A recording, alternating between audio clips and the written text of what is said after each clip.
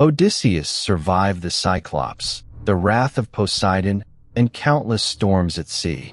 But none of those dangers destroyed his fleet as quickly as the Laestrygonians.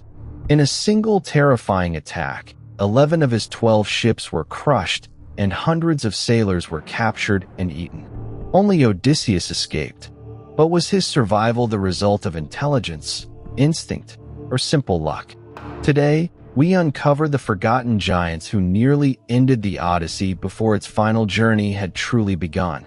Welcome to Gods and Heroes Unveiled, where ancient myths reveal their darkest secrets.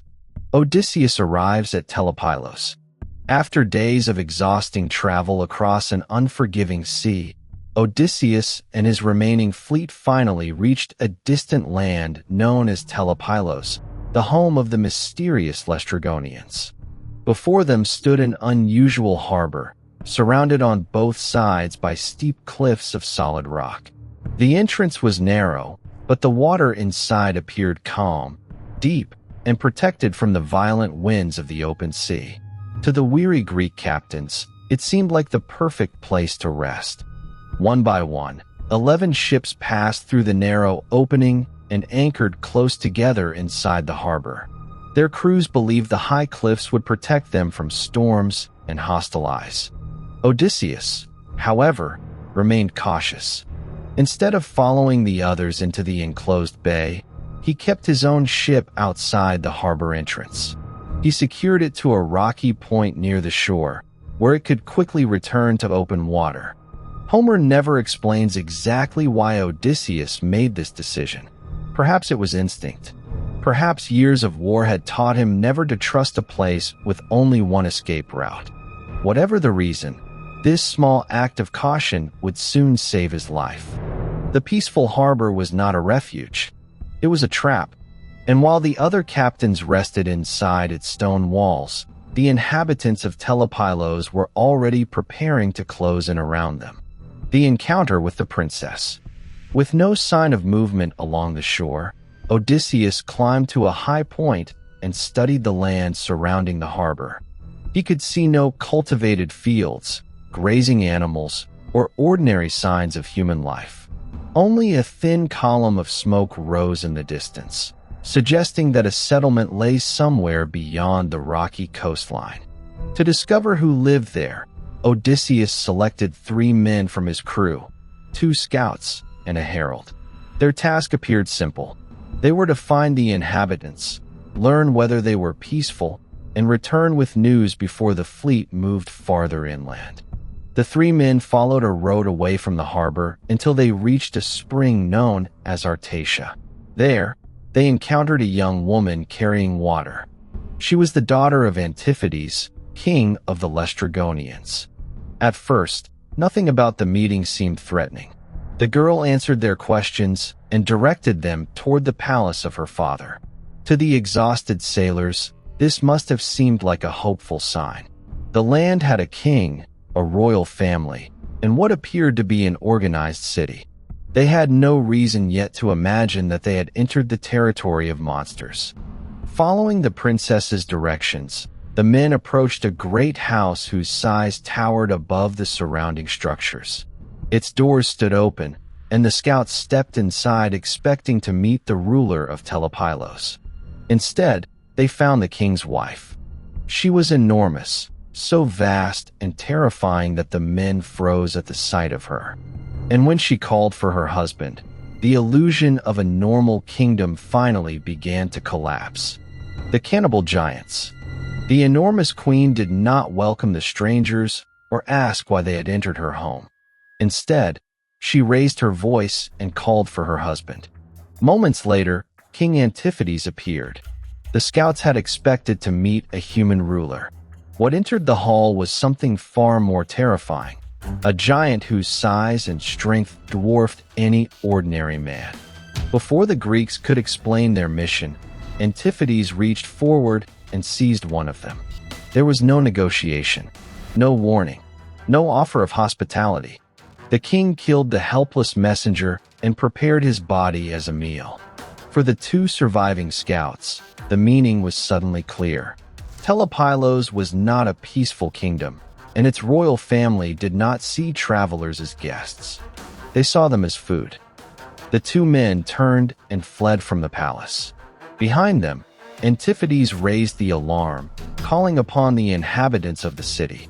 From streets, houses, and high ground surrounding the harbor, the Lestrigonians began to emerge.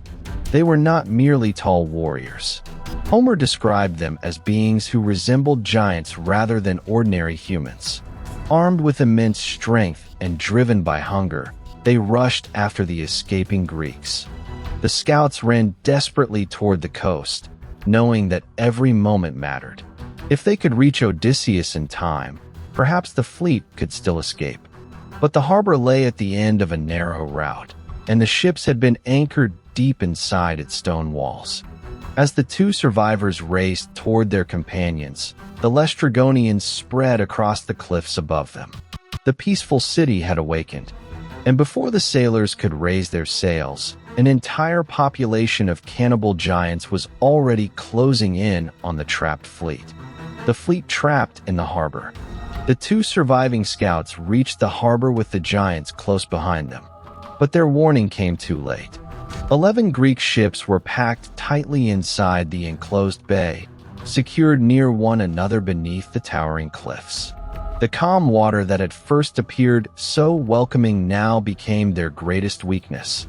There was only one narrow passage back to the open sea. As the crews rushed to raise their sails and pull up their anchors, the Lestrigonians appeared along the cliffs surrounding the harbor. Their enormous figures lined the heights above the trapped vessels. Then the first stone fell. It crashed into the deck of a Greek ship with the force of a collapsing wall, shattering timber and throwing sailors into the water. More rocks followed. The giants lifted boulders that ordinary men could never have moved and hurled them down into the crowded harbor. Masts snapped. Oars broke. Ships collided as desperate captains attempted to turn toward the entrance. But there was not enough space. The vessels blocked one another, and the narrow mouth of the harbor created a deadly bottleneck. Within moments, the sheltered bay became a scene of complete destruction. Some sailors were crushed beneath falling stones. Others leapt into the water, hoping to swim towards safety. But the Lestrygonians had already descended toward the shore. Armed with enormous spears, they struck the men in the sea as though they were catching fish. Homer describes the giants carrying the captured sailors away to become their horrifying meal. There was no organized battle. Odysseus' men had no opportunity to form ranks, defend their ships, or fight their way onto open ground. The attack happened too quickly, and the landscape itself worked against them. One after another, the ships were smashed apart inside the harbor. The cliffs prevented escape. The narrow entrance created chaos, and the calm waters that had promised protection became a graveyard of broken vessels and dying men. From his position outside the harbor, Odysseus watched as nearly his entire fleet disappeared in a single devastating attack. 11 ships had entered Telepylos seeking shelter. Not one of them would leave. Why did Odysseus survive? Odysseus' ship was the only vessel that had remained outside the harbor. While the other captains had anchored beneath the protection of the cliffs, he had tied his ship to a rocky point near the narrow entrance. That cautious decision now separated survival from destruction. From the open water, Odysseus could see the disaster unfolding inside the bay. Giant stones crashed through decks, ships collided in panic, and his men were dragged from the sea by the Lestrygonians. There was no time to rescue them. If Odysseus sailed into the harbor, his ship would become trapped like all the others. The narrow entrance was already crowded with wreckage, while the giants controlled the cliffs above. He drew his sword and cut through the rope holding his vessel to the shore. Then he shouted to his crew to seize their oars and row with all their strength. The men obeyed immediately. Their ship surged away from the coastline as rocks struck the water behind them.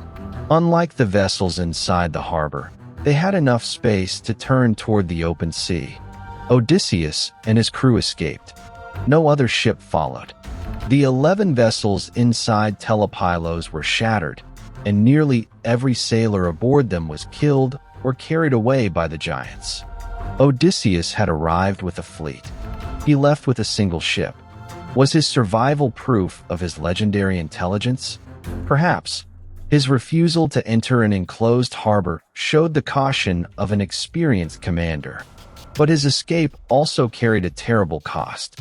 He could save the men beside him, yet he could do nothing for the hundreds dying behind him. As Telepylos disappeared beyond the horizon, the survivors rode onward in grief, knowing that their journey home had become far more dangerous and far more lonely. Who were the Laestrygonians? In Homer's Odyssey, the Lestrigonians are presented as a powerful and terrifying people ruled by King Antiphates. They live in a city called Telepylos, possess enormous strength, and attack Odysseus' fleet with stones and spears. Homer describes them as more like giants than ordinary men, but he does not explain their origin, their relationship to the gods, or how their society came to exist. Everything beyond those details belongs to later interpretation. The first possibility is the simplest. The Laestrygonians were a mythical race of giants. Greek mythology frequently placed monstrous peoples at the edges of the known world. Like the cyclops, they represented a form of humanity stripped of hospitality, restraint, and civilized law. Their enormous bodies made them physically terrifying, while their cannibalism marked them as the complete opposite of the Greek ideal of welcoming strangers. A second interpretation suggests that the story may preserve an exaggerated memory of encounters with unfamiliar peoples.